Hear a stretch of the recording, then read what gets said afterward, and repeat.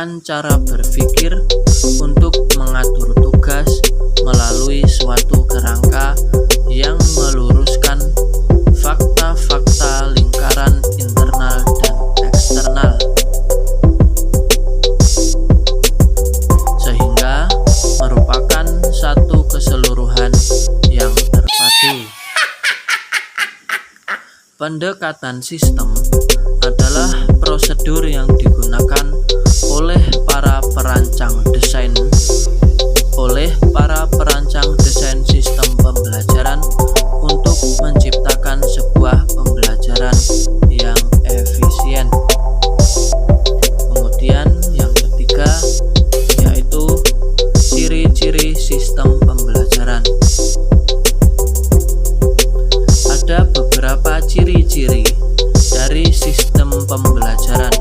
Di antaranya yang pertama, rencana, yaitu penataan ketenangan, material, dan prosedur yang merupakan unsur-unsur sistem pembelajaran.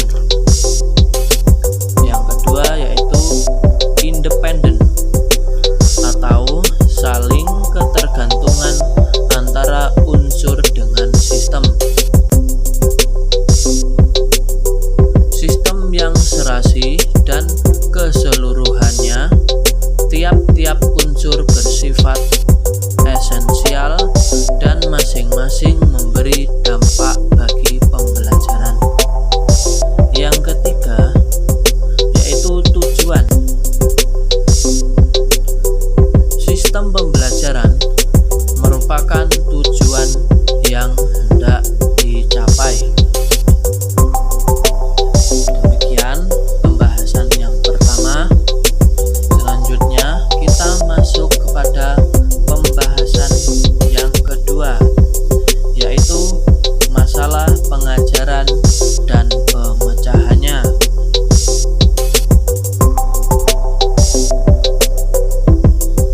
Yang pertama yaitu strategi dasar merancang sistem pembelajaran.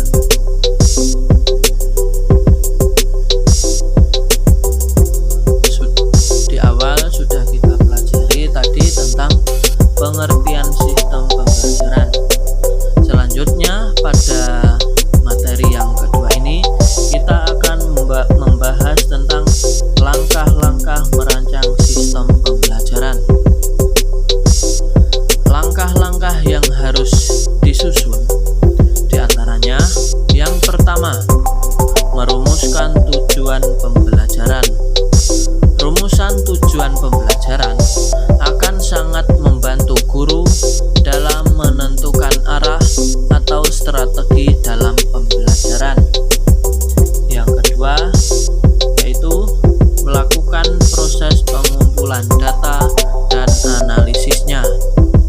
Data yang dikumpulkan menyangkut tentang anak didik, guru, materi, dan data tentang sistem kepemimpinan. Yang ketiga yaitu kesimpulan dari pengumpulan data. Hasil analisis terhadap data atau kesimpulannya kemudian dijadikan dasar atau landasan dalam menyusun materi dan melakukan proses pembelajaran agar pembelajaran berjalan efektif dan efisien.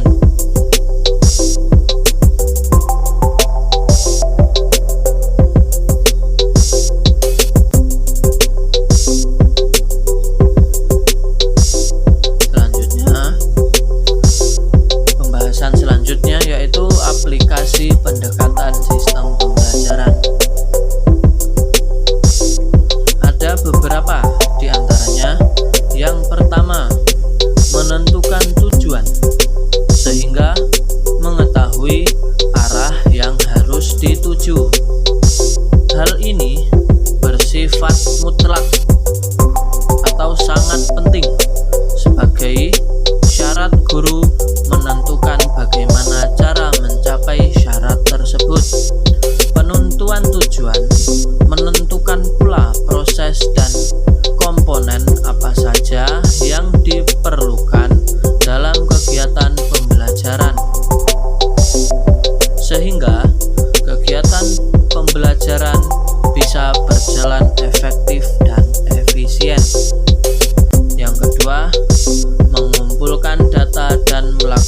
analisis,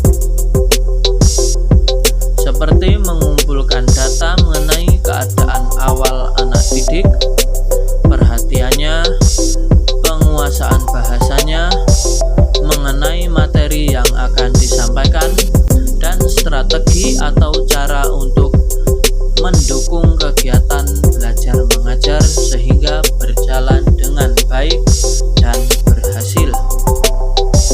Yang ketiga, kesimpulan dari pengumpulan data dan analisis. Kesimpulan ini sangat membantu untuk merangkai sasaran yang sistematis. Selanjutnya yang keempat, evaluasi. Senantiasa melakukan evaluasi pada setiap kegiatan pembelajaran. Evaluasi berfungsi sebagai tolak ukur supaya pembelajaran yang dilakukan untuk kedepannya bisa berjalan dan lebih baik lagi. Mungkin itu yang bisa saya sampaikan untuk materi pembahasan yang kedua. Selanjutnya yang ketiga, yaitu model desain pembelajaran PAI.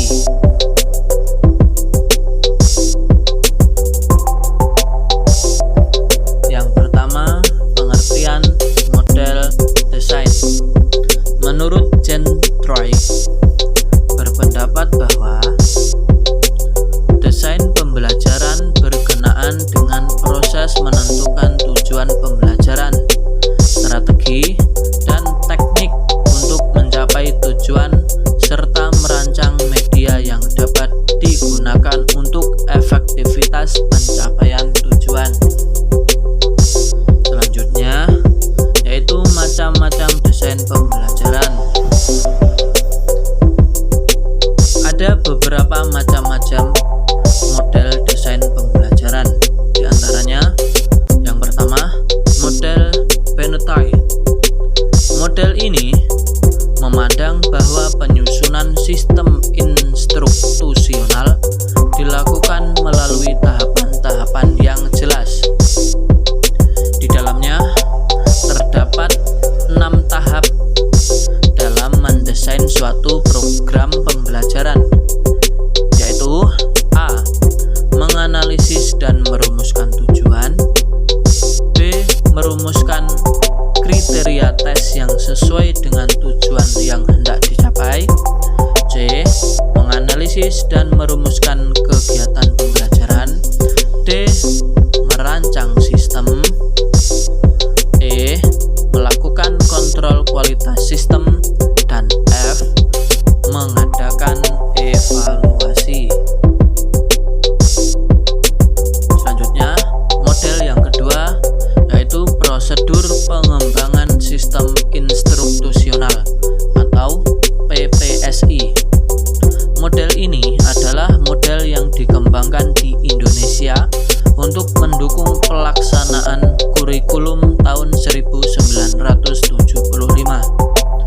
PPSI bertujuan untuk mengefektifkan perencanaan dan pelaksanaan program pengajaran secara sistematis sebagai pedoman bagi guru,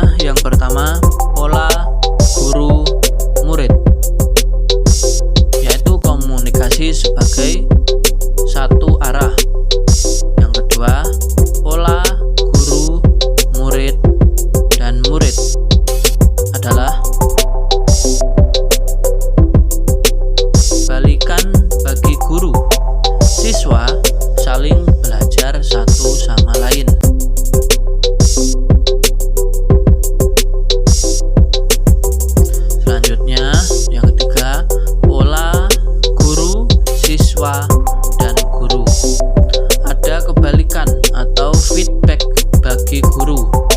Tidak ada interaksi antara siswa. Yang keempat, pola guru murid, murid guru, dan murid-murid. Interaksi optimal antara guru dengan murid dan antara murid dengan murid. Yang kelima, pola melingkar. Setiap siswa gilirannya untuk mengemukakan sambutan atau jawaban. Tidak diperkenankan berbicara 2 kali sebelum semua siswa mendapat giliran.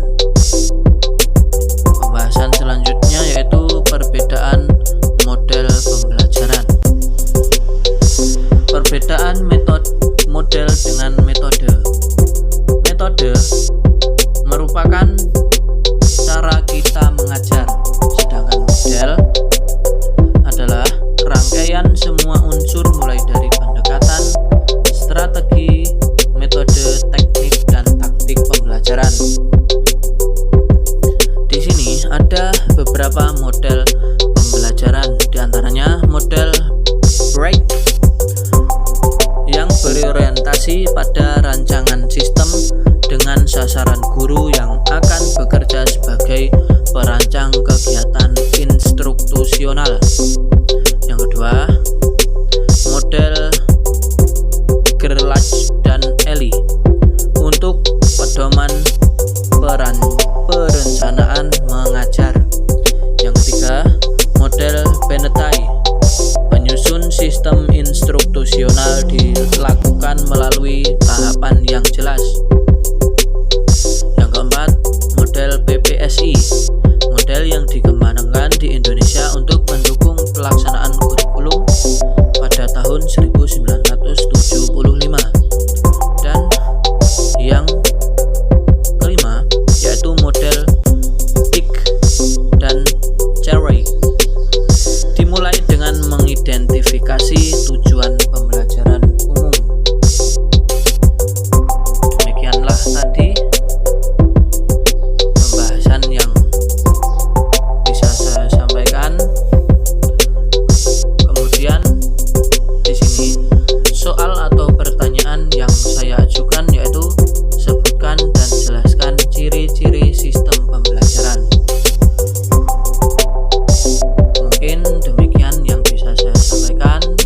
Ada kurangnya, ada salahnya, saya mohon maaf. Saya akhiri. Wallahul muwafiq ila aqwamit thoriq. Wassalamualaikum warahmatullahi wabarakatuh.